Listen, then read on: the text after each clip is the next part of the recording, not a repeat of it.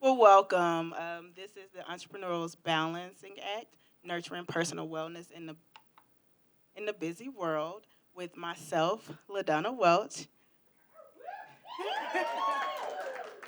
Tom Rhodes, and Marcella Hall.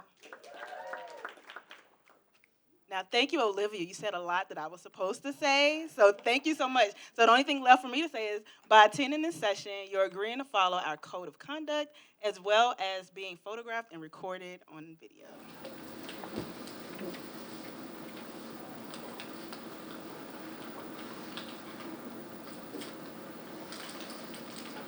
Hi. Hi. I'm Tom Rhodes, serial entrepreneur. I'll let my wife, the lovely Lexi Rhodes there in the front row, decide on that. But definitely an entrepreneur, and I really have built my work around my sales and business development acumen. So I have two consulting firms, one in the healthcare IT space focused around uh, really selling HCC coding solutions to health insurance companies. That's a mouthful. And then I have a second consulting company uh, on the sales and business development side in a ever expanding, incredible space that's called name, image, and likeness, NIL. Marcella? Can you guys hear me okay? Great. I'm Marcella Hall. It's great to be here today with you all. I am co-founder and CEO of MascotxYou, which MascotxYou is software that allows individuals to monitor their mental health without journaling, surveys, or questionnaires. And on the startup side, I have a co-founder who's located on the East Coast. We're actually working to raise capital, so we're quite busy at this moment. In addition to that, I'm a mom to two young children, and they don't really, the whole I need a break for a minute, that doesn't really resonate with them. So I definitely have a lot to balance, and great to be here with y'all today.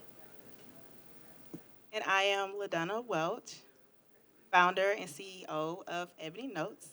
Ebony Notes is an affirmations app that was built to support mental health in the Black community. And along with that, I'm also like a solo founder. And I have I'm a mother. My husband, I'm a spouse. So I'm balancing all these different things. So I'm excited to jump into this topic with you all.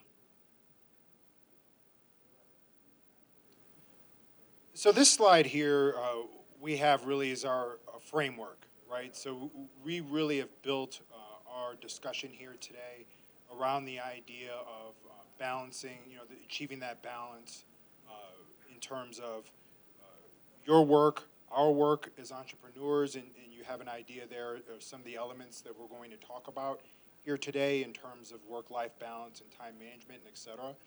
But really, when we looked at that balanced entrepreneur, we thought of it in really three aspects, and that's really how we're going to break this conversation down.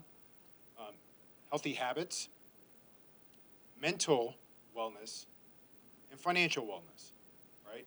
And though those are easy to say, not only are they interconnected, there are a lot of sub-elements that go into that idea. And my colleague and partner, LaDonna, right, in our task today is going to touch on a little bit about that. Yeah, so we do have like those three foundational like pillars that we have. But when you think about it and the interconnectedness of it, we don't sometimes take into account to all of the other elements that take part and that kind of buy for our time. So we have to think about like our social, our personal, our time and our nutrition, and we don't usually take into account to all of those things when we have to think about all the things that we have to balance.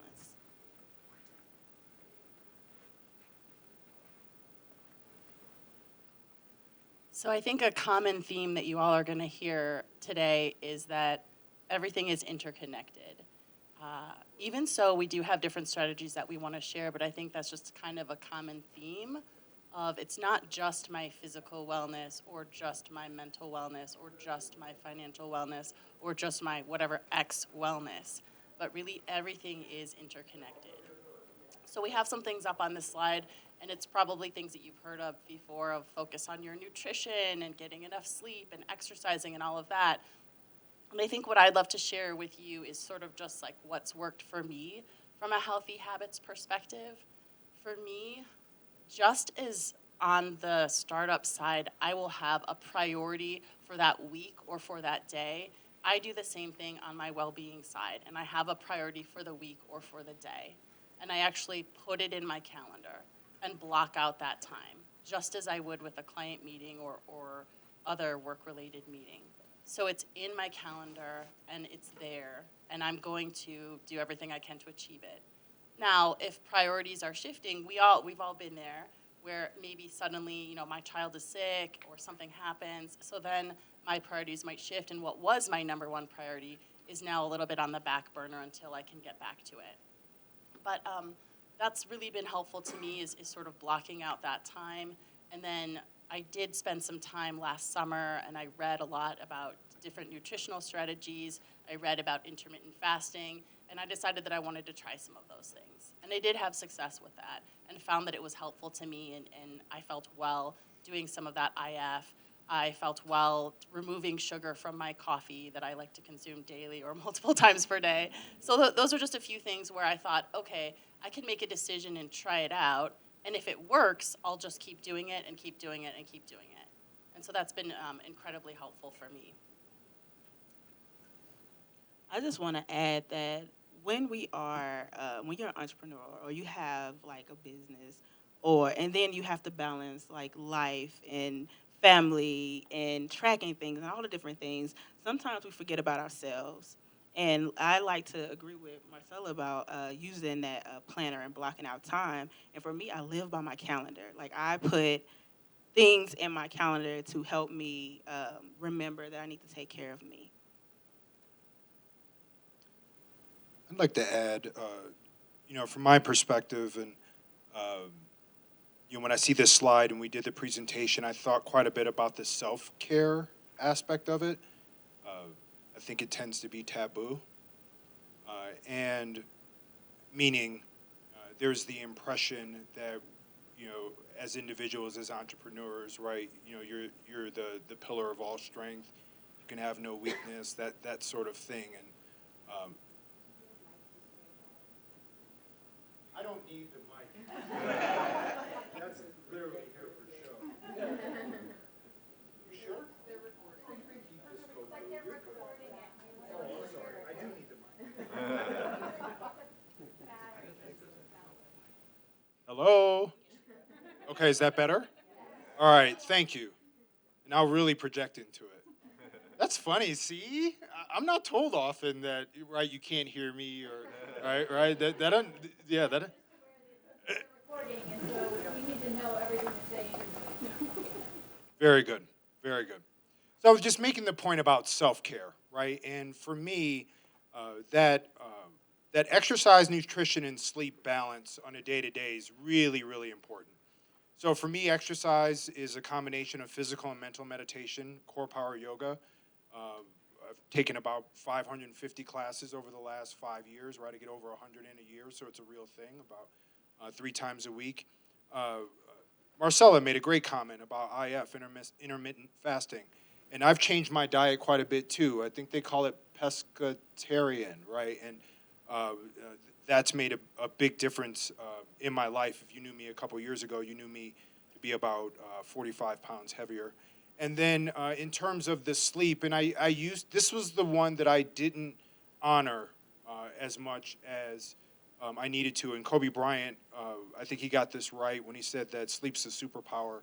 That 7 hours of sleep is really important, even if you have to peel back from that last TV show, that dawdling on the internet, those time wasters. That 7 hours of sleep is going to be big in terms of taking the edge off, particularly the start of the day. I just wanted to add one more thing. When you said like sleep is a superpower, it also increases your productivity. So like how are you going to be keeping up with the things that you have going on in your business if you're not well rested? How are you going to be making those decisions?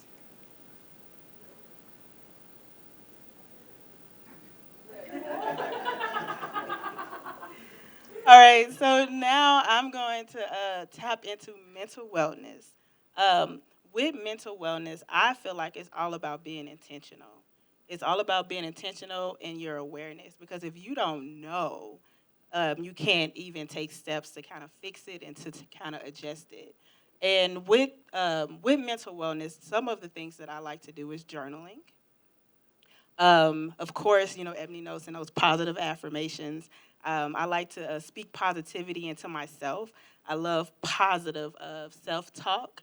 And like with with recharging strategies, you have to set aside time in your day to be very intentional, because that's the theme here, being very intentional about your mental wellness. So when you get started for your day, you can take time out to kind of write out your intentions for the day, talk about what you are grateful for, because if you focus on the positive, there's no room for that negative.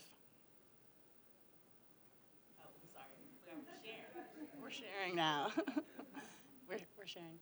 Can I give a shameless plug for MascotxYou? Or in the end, when we get to the end, there's a QR code if anyone is interested to join the waitlist for MascotxYou, which will allow individuals to monitor their mental health and mental wellness. So a couple of things that I wanted to share, and one thing that we have up on the slide is before stage 4. If you haven't already heard about that, that's a philosophy that is basically saying that mental health is just as important as physical health. So you wouldn't wait until you're at stage 4 cancer to begin treatment. So the same thing, the same notion is true of mental health, is you want early detection, and you don't want to wait until you're in the midst of a mental health crisis to really take action. So that's something that we wanted to call out. And then for me personally, I found a couple of things to be helpful, and I'll offer it to you all in case that's helpful as well. One is, and I know we kind of already talked about healthy habits, but everything is intertwined. And so to promote my mental health, I actually work out a lot. So I'm promoting my physical and mental health at the same time.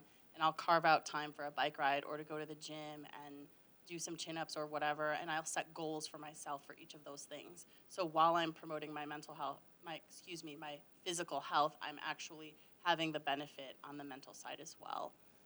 And then another thing for me is from time to time, I may experience a little bit of anxiety, not frequently, but it pops in here and there, and maybe some of you all have experienced that as well. One thing that I've found to be helpful for me is I'll try to take a step back and think about what is within my control versus what is outside of my control.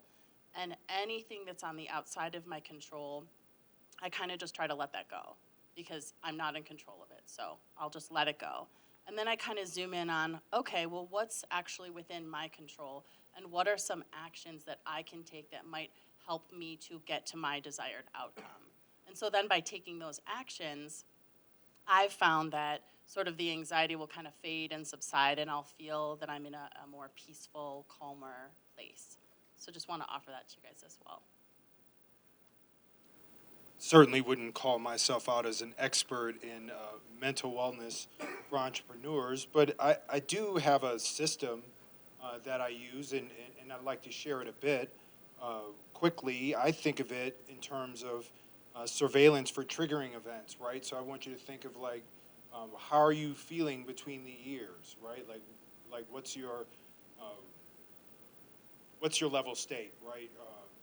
And for me, when I think about that, when I do that surveillance, really am focusing in on like my mindset, right? And one of my challenges as an entrepreneur is transitioning my mindset from a worker or an employee to that owner mindset, right? And that's something that I'm continually challenged by.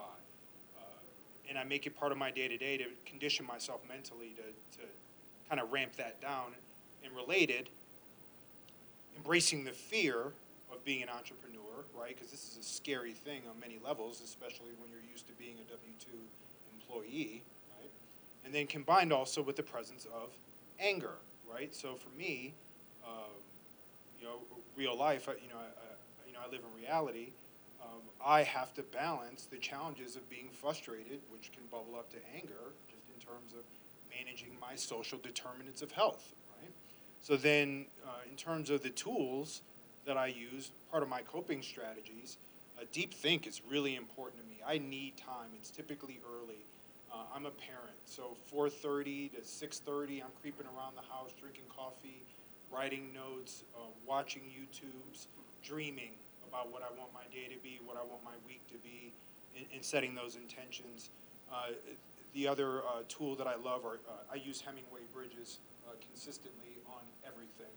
If you're not familiar with the Hemingway bridge, it's a simple tool. When you finish a task, when you finish a day, write down literally 1 item, 2 item, 3 item. That's where you left off on that particular task. That's where you'll pick up when you pick up that task. It's very helpful for me because I get out of my mind then, what do I need to do tomorrow? What do I need to do next? I let that live on the paper so it doesn't have to live in my mind. So in terms of application, and that's like the third piece here, how do you put it all together? On a day-to-day, from a mental wellness standpoint, I think of it as like I'm spinning these plates, right? And they're typically multiple plates, right? I've got 2 businesses I'm standing up. So something may drop. That's reality. But certain plates can't drop, right? I can't drop the Laurel Rhodes plate, my daughter, right? I can't drop the wife plate, okay? I can drop the I didn't make that call or I didn't send that email plate, right? So striking those balances. And then final thought here, I use the concept of float, not only with money, but with time, okay? So if you're one of those people that have 6, 7 things to do on your to-do list, you have a certain amount of time dedicated towards that item. If you finish early, people, you now have float, right? That's 5 minutes, 10 minutes, whatever that was. That's time for you that you can use towards something else. You can use it to take a break. You can use it to go to the bathroom. You can use it to get off that Zoom call. Oh my goodness, more of me. Okay, so now that I've set up how I approach this, right, when you think about financial wellness, and I'll make sure I keep this mic and my mouth next to each other. Good. The humor keeps us all into this thing, right? It's after 1 o'clock. You just ate 1. You're expecting in an hour of us. So, again, along those same lines, when I think about the financial wellness piece, and this hits home for all of us too, right? We all deal with money. It was intentional. We thought about this. It was intentional that we put the financial slide after the mental wellness slide, right? Because finances can be very stressful. That's the point. So, one of the ways I surveil those triggering events, right? I look for when the stress is getting too much. I use 2 physical tools, and then I use a social, mental. So I'm big on budgeting spreadsheets. They're great tools. If you don't use them, you should. The biggest thing it'll help you with is understanding cash flows. When your money comes in, when it comes out, very important in your business.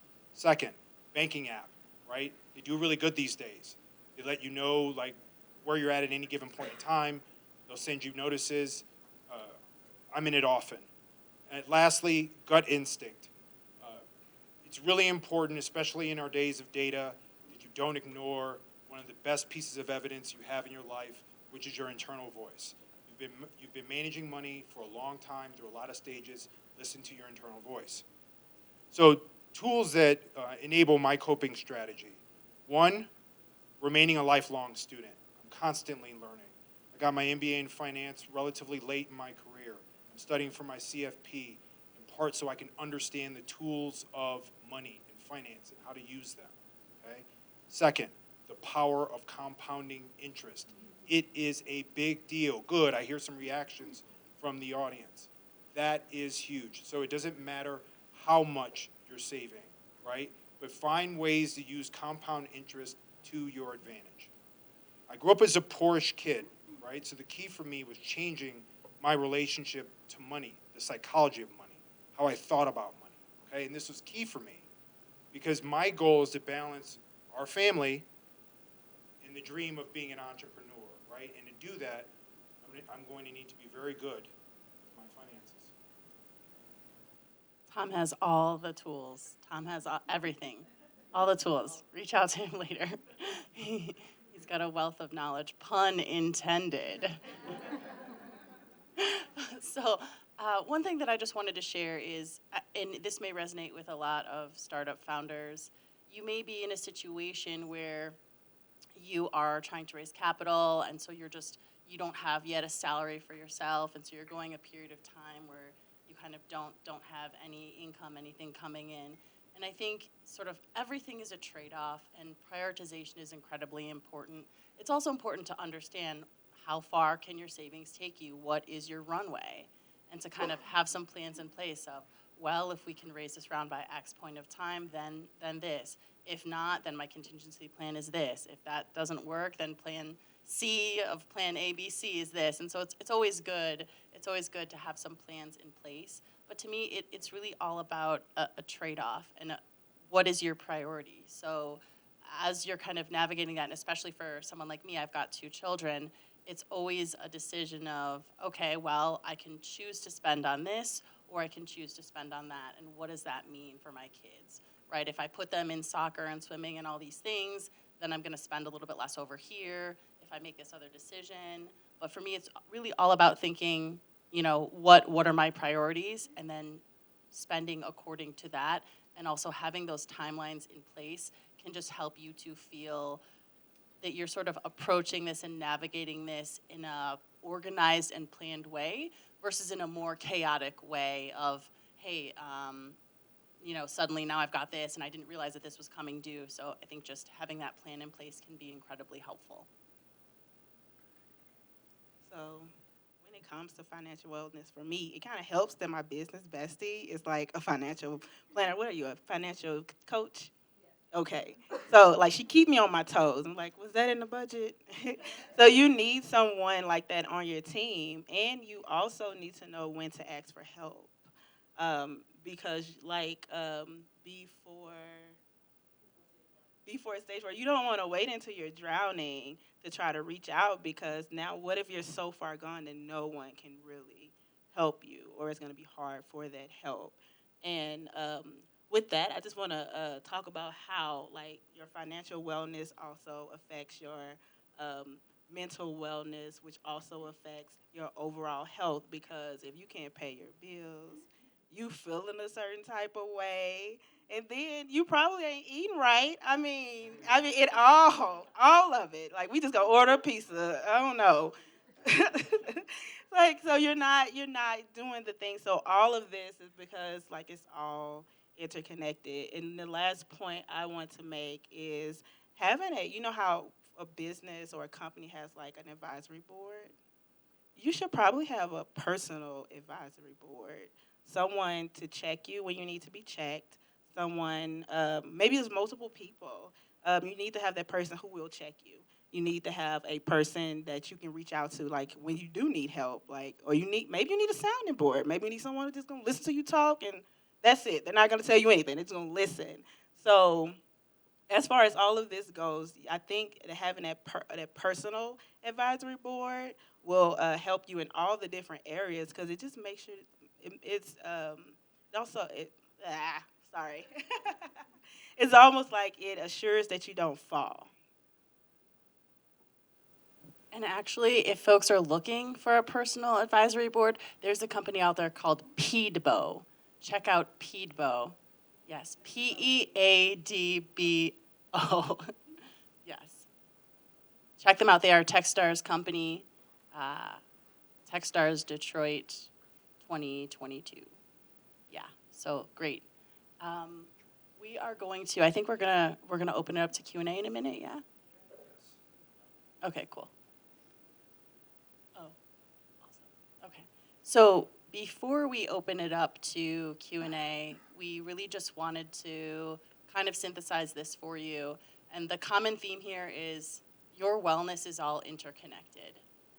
You can make choices and decisions that will influence and impact your physical health, your mental health, your financial health. And at the end of the day, it's all interrelated. So kind of having that awareness and being cognizant of that can serve you well. So we wanted to really that was one thing we wanted to hit home. And then we also wanted to underscore just like a business that maybe has a product roadmap and needs to make a build, borrow, buy decision about, hey, how are we going to get to this point in time? Should we build it internally? Should we partner? Should we buy? Should we acquire a company? So just like a business is making those decisions, you as an individual are also making those decisions every day. And really, what activities are you going to take on versus what can you outsource to others, to your co-founders, to your interns, to your spouse or partner, to your friends and family, to whatever delivery services or cleaning services or whatever is out there. But so at the end of the day, it's like, what activities are you going to take on versus what can you outsource so that it's not all on you all at the same time, 100% of the time, 24 hours a day.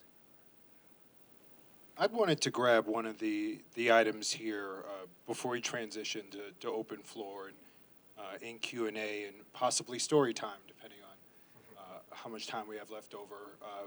On the financial side, and in the previous slide, I won't go back to it, but I'll just speak to it. Sources of capital are very, very important, right? And I think that part of the challenge for any entrepreneur are sources of capital, especially when the costs of it are so high these days. One of the reasons why I wanted to take part in this panel and why this is important to me is that in my little role in the ecosphere, and I've gotten that question, right? Like, what's your role in the ecosphere, right? And my answer is this, I'd love, ideally, to be able to bring the venture capital community closer to startups in the NIL space, and more broadly, BPOC startups. I think that's the term we use, and namely because capital is hard to get a hold of. For some, it's harder than others, and as I learn more about investing and entrepreneurism and startup community, I'm learning that to be a woman or to be a minority is a challenge. So I just want to take this opportunity to mention that, and I'd love to connect or interact with any VCs that might be interested in either or both missions.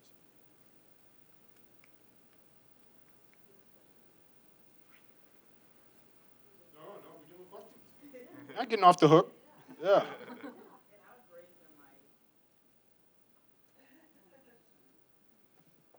Can I just sit up here and quip? No. Hi, person I don't know and definitely was not planted to start the conversation. We're looking for plants. My name is Crystal Egley. No, I actually do have a question. Some of these seem like really obvious things, but then actually putting them into practice, it's like you have to hit rock bottom until, like last summer, I ended up in the hospital from stress, and that was when I was like, I'm going to start sleeping, this novel concept. But, you shouldn't have to get there. So, what are some ways that each of you as individuals were able to start doing some of these things that, again, they seem like pretty obvious, but yet here we all are, right? What were some trigger points for y'all to start doing these things that weren't ending up in a hospital? Well, I'll go ahead and start. The first thing I want to point out, I got to come back, but somebody else have a question? Okay. So the first thing is I want to point out that that personal advisory board, having someone to check you, because sometimes you don't see it, and someone else will see it. So because sometimes we'll hit rock bottom and we will miss all of the signs. So I think having someone that you can check in with, or having just another person to let you know, hey, what time you go to sleep last night? And what time did you get up? Is that healthy? So I'm going to call you at 8:30 tomorrow to make sure that you're getting ready to go to bed. Because, even if you don't do it, if that person is actually going to follow through, at least you're it's front of mind now. And now you're more intentional about it. And you're thinking about, hey, I went to bed at 11. Okay, I'm going to do better tomorrow. And then maybe it's 10. And then if someone is staying on your neck, they won't get off your neck. Then you'll be more, cognizant of it. Yeah, sure. Oh, I'll add to Crystal's. So for me, I think there was, so you were saying like, we don't need to all hit rock bottom. Sure, but I think there just needs to be a moment where you're making the decision that I want to do things a little differently. For me, that was last year in the summertime where I just had this reflection that I felt like I was constantly putting myself last. The kids were always first, other people were always first, and I was last.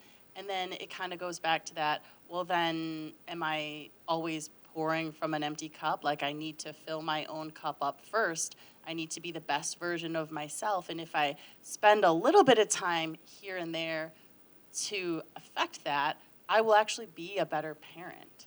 So they're going to benefit from me investing a little bit of time in myself.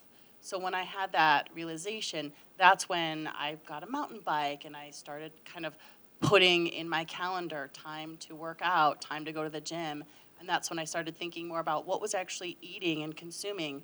When I'm with the kids, it's so easy to eat like 500 goldfish crackers. So I decided, hey, I'm not going to do that. So it's kind of like that decision point or that moment of reflection where I'm going to actually try to make different choices from here on out. And then LaDonna had a great point about having someone that's like keeping you accountable. I think that's incredibly valuable as well. And Tom, I don't know if you want to jump. It's Crystal, right? Okay, good. Yeah. I'm Tom. Good to meet you. Yeah. um, mine comes from therapy. I've had a lot of therapy, so that's helped me gather together some tools. That's part of the reason why I took that approach. So Maslow's hierarchy of needs, right? Like that's a tool that came to mind when you asked your question. And for me, and if you can visualize it, it's a pyramid, and you're at the base of that pyramid. Okay, so when I figured out that it starts with me, right, and everything else is stacked on top of it. So it's that idea of if you're a parent, right, if you're not there for yourself, you can't be there for your child. It's that idea encaptured. So I live that, right? I live that. So that's why you heard like so many of the self-care things. It really does start in your own chest, within your own ears.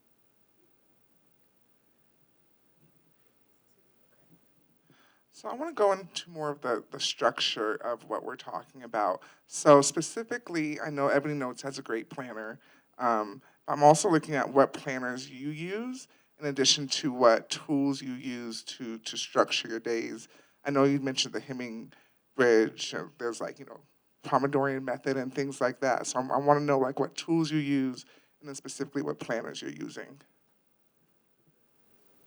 Ooh, okay. I use Google Calendar, and I put everything into my calendar, and then I have one calendar for work, one calendar for kid stuff, and they're all color coded. But then I see it all in one view. So that's my thing. I know LaDonna's got some tricks, so I'm going to save this one for her. I'm actually looking forward to her and I having this conversation. But the one that I have that I think will be good and may be novel, it comes from Tiago Forte's "Build a Second Brain," and though I haven't gotten all the way through it, I've gotten all the way through the book. I haven't gotten all the way through of implementing the methodology. The first aspect of it, capturing notes, is something that I swear by. And the way that I do it is I'll use Apple Notes. Evernote is also a popular alternative. But if you use your Apple Notes, even in a presentation like this, here today you could you could put the title of the presentation, you could put whatever notes came to mind while we were presenting. You could take pictures of the slides and the screen. It all lives in one place. I do this regardless if I'm researching something on YouTube, if I'm in a one-on-one meeting, all across the board, so that when I do have that deep think time, and I can go back through my collection of notes to grab a particular topic or to put two topics together, right? Because I'm going to create something called an intermediate packet. That's another hack, and then I'm going to hand it over to LaDonna. The intermediate packet is the idea. There are certain things I do all the time, I'm a sales guy. At my core, I do a lot of selling.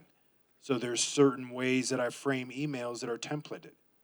Save those as a template so I don't have to consistently think of a new way to pitch something that I've been doing for a long time. LaDonna? Thank you. Although Ebony Notes does have amazing planners, thank you. The type of planner that you use is not as important as actually using that planner.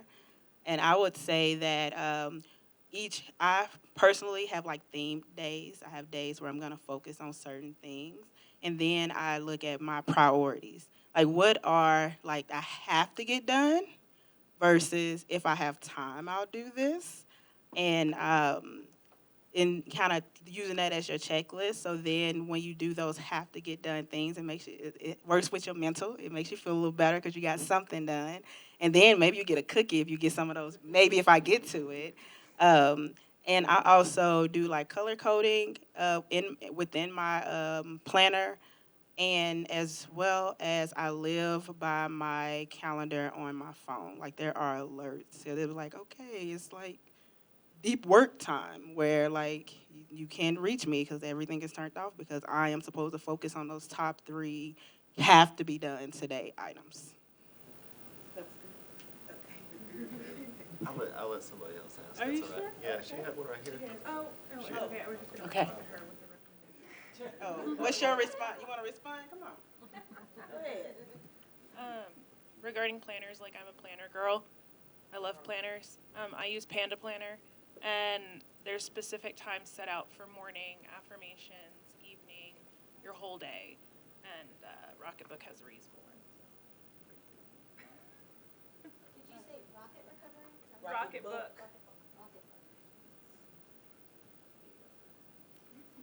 All right.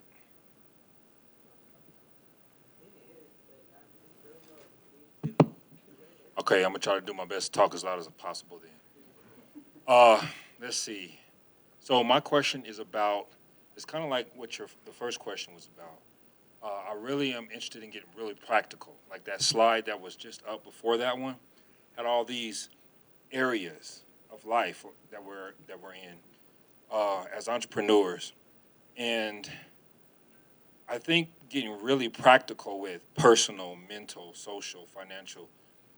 I'm a person who barely has time to eat, let alone cook. So, thinking about nutrition, I was telling Olivia that I've been awake since 2 a.m. for 2 days in a row.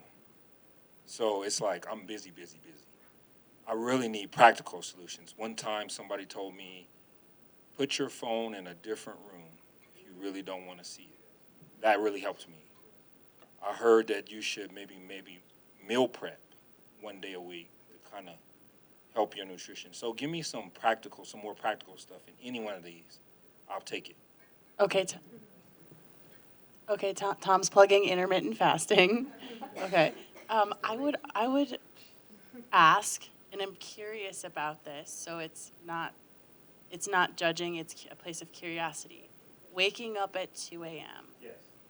Can you reflect on that or share more about that? Is there an opportunity to sleep for a few more hours and take those things and outsource them to other people or postpone them to the next week? Like, is there a way? Because if you think and reflect and you think that sleep is important and you want more of it, I would argue you should make that the priority.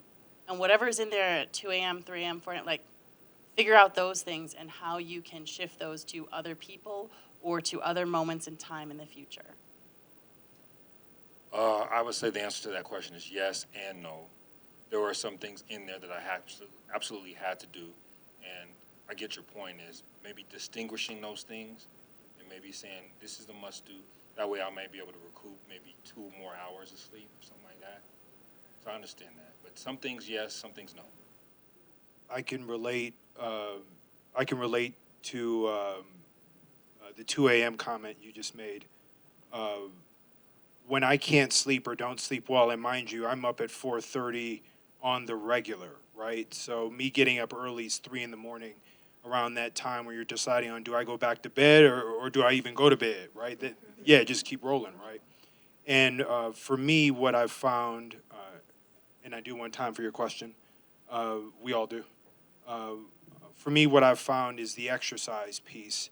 I have to sweat. It isn't just the sweating; it's the mental part in it. So like insomnia or like the inability to sleep for me is like when the mind, body, and soul are all off, right? Where my mind is racing, my body is tired. I would encourage you. I don't know where you're at. I don't know you, but I don't know where you're at with exercise. Yeah. I'd say to you, you've got an opportunity to use exercise to calm your mind, right? To exhaust you physically. That exhaustion will help you maybe get to sleep a little sooner.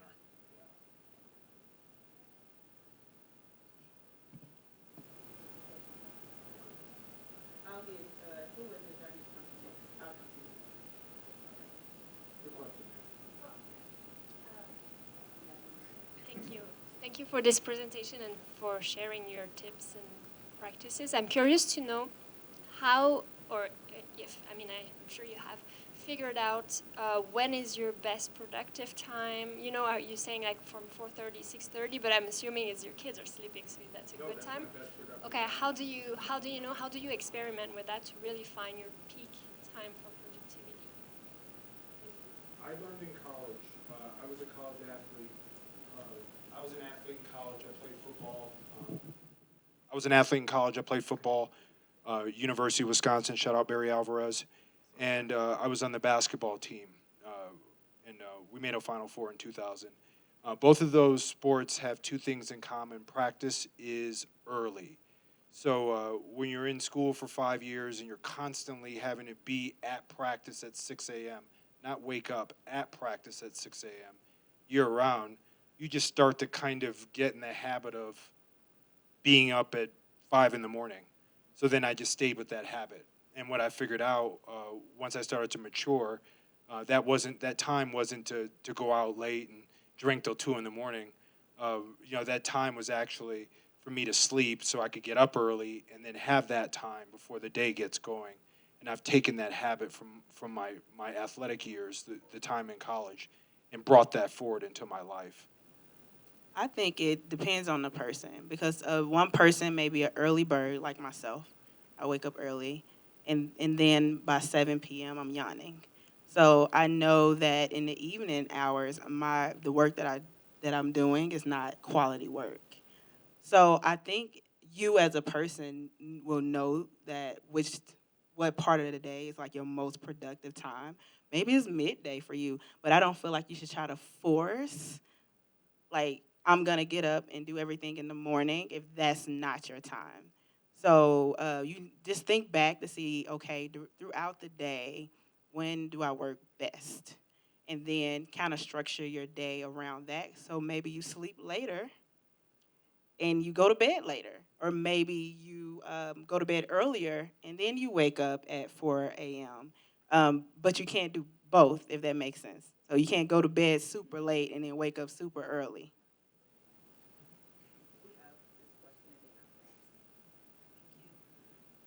My question is for the two moms. Um, I second him on wanting practical solutions. For me, the thing that suffers the most for me is sleep. And the reason for that is because I have two teenagers and I'm like soccer mom, taxi mom, just constant, and then by the end of the day, trying to make sure homework is done and all of that. By the end of the day, when I get free time, that's my time to, I got to catch up on this TV show, or whatnot. And so then I end up not sleeping until later. So I'm kind of wondering about practical solutions on, managing a business and then also being able to sleep with teenagers. Yes. Sure. So I don't have teenagers. Mine are 7 and 4. But I hear you on that. I think it's almost like, so one thing that I did is I did remove like Netflix, Hulu. I removed all that stuff from my phone so that I couldn't even access it. So then I was more focused on after I put the kids to bed, I could maybe squeeze out a little bit more work, or just go to bed. And sometimes I'm so exhausted that I want to go to bed with them, even if it's like 8 p.m. or whatever. I think that my 2 cents would be, think about what is your priority for the day or for the week, and like if you've already achieved it, then maybe you can do other things, or if you haven't, is there a way to promote that? And I don't know if you have friends and family around, because I do really think it takes a village. So for me, if I have a sick kid, I drop everything. But then if I have an important customer conversation coming up, I might try to proactively see if my parents are in town, and if they're in town, can my children hang with them for a few hours so that I can spend that time preparing for that meeting. And then I go into that meeting feeling really great. But I don't know that I'm directly answering what you're asking, but it's more of like, to me, it always comes down to like, what are your priorities? And then if sleep is truly a priority, can you find things that you can shift, cut out completely, or shift to a later period in the week or the weekend so that you can get more of that? And what?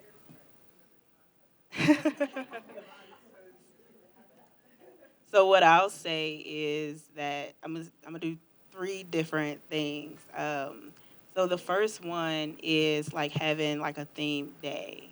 Like I'm gonna watch my shows on this day. I'm going to work on this day. And you're almost like looking forward to that day too. Ooh, tomorrow is Wednesday. I'm gonna binge watch whatever. So that's one. And I also think like balancing, like give and take. So sometimes depending on your kid's schedule, you kind of work around that. Like whatever the schedule is, if this is a heavy day where we're going to be out late because of different practices and stuff, you already know that I need to choose if I'm going to watch my shows. I guess this goes back to priorities. Am I going to go to bed on time, or am I going to do a little bit of work? So that's the second one. My last one, I'm so like, I live like competitive, gamified type nature. I don't know, I'm a teacher, and it motivates kids, right? So if I get X, Y, Z done, I get to reward myself. And so you can kind of set it up that way as well. So at top of the day, like those lists that I said, I make, okay, what are my priorities? Now, if I can get those things done, then I can reward myself. Like motivation. I don't know, is that practical? Okay, we have one right here.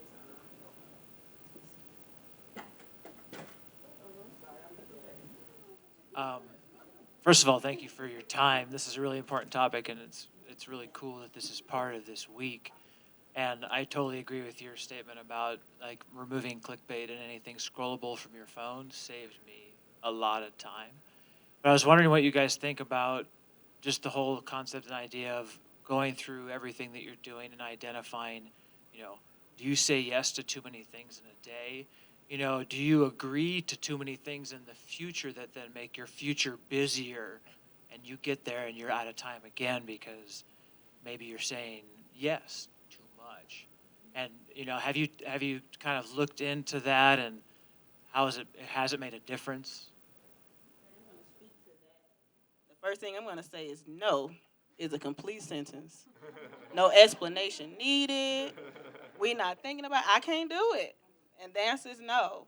And then the next one is I feel like I've done that before, just over committed. And it happens. And I think that a person would prefer for you to let them know that, hey, I overcommitted. Sorry. How can we fix it? Like coming up with a solution versus just trying to power through and do it. Because then if you're doing too much, are you really doing all of that well? You have to give yourself grace, and hopefully the person that you're saying I'm sorry to will give you grace too. Yeah, plus one to that. And so what activities are you taking on versus what can you outsource? So if you want to say yes to all those things, for me, everything is prioritization. Like, what does each of those things, what is the impact of those? Is it going to push your business forward? Make a prioritized list of what has the most impact on your business, and then decide what to say yes to accordingly. And if there are two things at the same time or two really big things in the same day, can you take one and can someone else from your team take the other? And I guess, you know, it's tricky if you're a solopreneur, but for those that have a co-founder or have folks on the team, how can you divide and conquer? And then kind of, and I always think about things when it comes back to the business. I know this session is not focused on the business, but focused on you as an individual. So I would just say, yeah, where can you outsource? And I love what LaDonna said about saying no. And can it be a no, not right now, but maybe at, you know, come back to me in 6 months and we can reconnect in 6 months. I feel like there's ways you can get creative, but for me it would be a prioritization of what's going to have the most impact to your business or to you as an individual. Say yes to those things. For everything else that's not on that short list, find a way to push that into the future or say no, or I'll get back to you if I have, you know, if I have a chance later, and leave it more open-ended. I find this so hard. I'm an opportunist. Okay, so no, there is no no, right? Right. So I can very much relate to that, and I don't have a very good answer for you. Next question.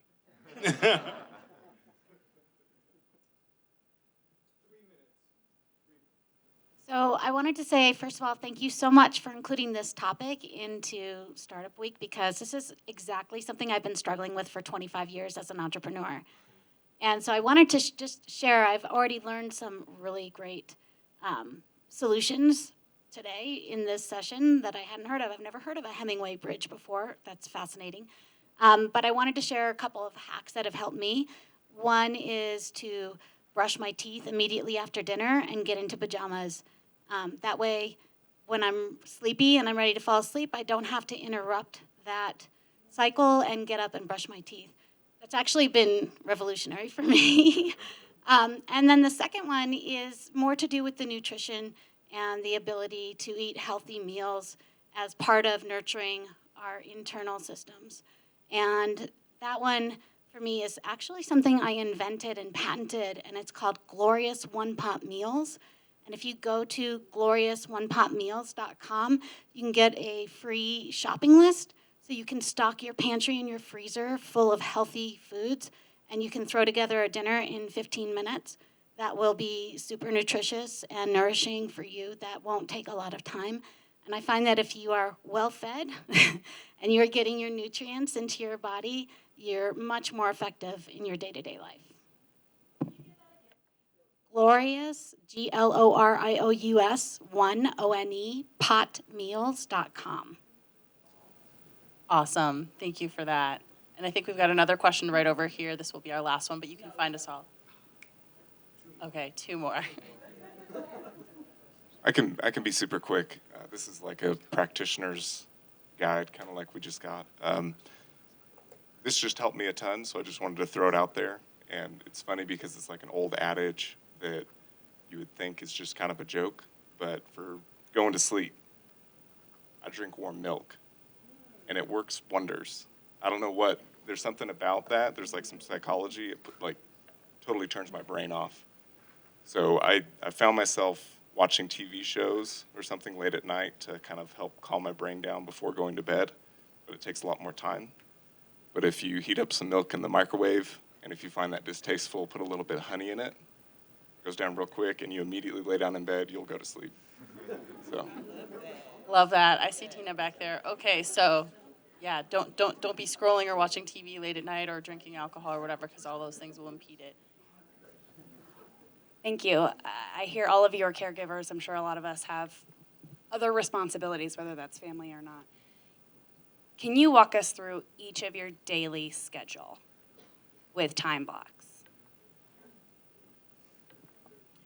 I love how you say that. Do you want to go first? I'll go because I actually also work full time. So I get up, my alarm goes off at like 3:45 a.m. Yes, I get up so early. If for some reason I don't have anything pressing, I try to go to the gym. Going to them is like a catch-22. It gives me more energy. If I have something pressing, I would use that for work time. I wake my kids up at 6:30, and we do a whole bunch of hustle and bustle to get ready to get out the door. And then I work a full day. And then I come home, I prepare dinner. Sometimes we have leftovers. So then I buy back sometimes we say float. I have some extra time. So if we have like leftovers or I did a crock pot meal or something, I get some extra time. And then I take time to work. I try to work until 6 p.m. Otherwise, my husband complains. So I try to work until 6. We get out of school I make it home like 4-ish.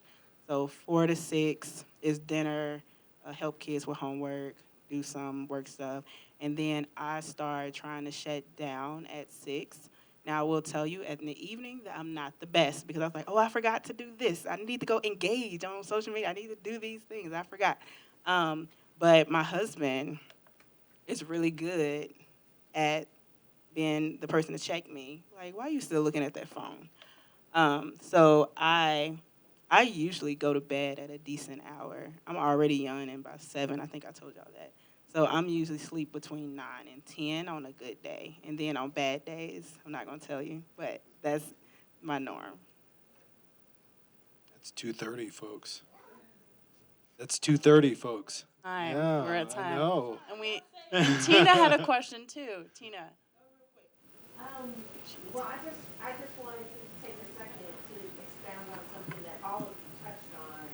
So I've been an entrepreneur. I have my own business for 25 years, and my business is coaching entrepreneurs. Can you hear me? Oh, there we go. Sorry. My business is coaching entrepreneurs. So two things that you guys said that were reflected is, one, busyness is not productivity. And get off the American cultural train that says you have to be productive. Sometimes the best way to be productive is to have time where you aren't productive. I have finally incorporated that into my own life by saying, what's going to happen if this is not done today? And lo and behold, despite the fact that I'm carrying around this weight, that the world is going to collapse if I don't do it, lo and behold, the world does not collapse. In fact, the world doesn't even notice. I have those expectations in my head. The second thing I wanted to say to you as a CFO is your personal financial reality is a part of your business. When I do financial planning, I say, you can't just say, how much does the business burn? You have to say, how much do I burn in my personal life, and therefore, how much do I have to pay myself to survive? Because if you are stressing about paying your bills, or your spouse is stressing you about the level of income that you have enough stress just running your business.